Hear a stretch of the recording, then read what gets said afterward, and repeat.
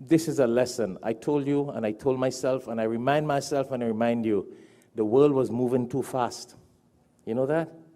Progress, promotion, production. Everybody, people going to college and not going to masjid to pray Jummah. People going to university and not going to masjid to pray.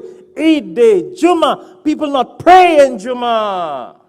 College, job, business. Remember? You guys remember? Before COVID-19. And Allah came and He shut everything down. Said, you were not going to Jummah because of your job and your business and school. That was more important. I will show you what is important. Allah is most important. He can destroy everything. And do you know, once upon a time, people used to boast as to who has more money. Then we went into the days as to who is more rich. Right?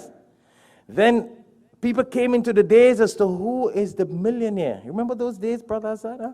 People wanted to boast who is a millionaire. Now people don't care who is a millionaire because every second person is a millionaire. I could check right here how many millionaires we got. And those who said it and I know. What about those who hide it and you don't know? Every second person is a millionaire. You all got homes $500,000 to start with. Forget about the business and your job.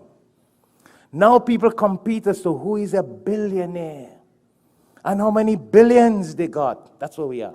And Allah shut from Trump go down. Bloomberg lost the election, he couldn't make. Trump in his highest reign in power in America. Allah said, I want to teach you a lesson. It's not I, it's not me, it is Allah. So stop saying I and me made everything successful in America. All the billions that Bloomberg had, he couldn't make. And all the success that Trump had, Allah wanted to put him on a spot. Put him on a spot. Checkpoint, checkpoint, checkpoint.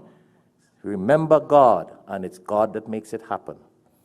Not only Trump, but everybody, whether it be Modi or whoever, president and prime ministers in the world, to let them know it's not you who make things happen.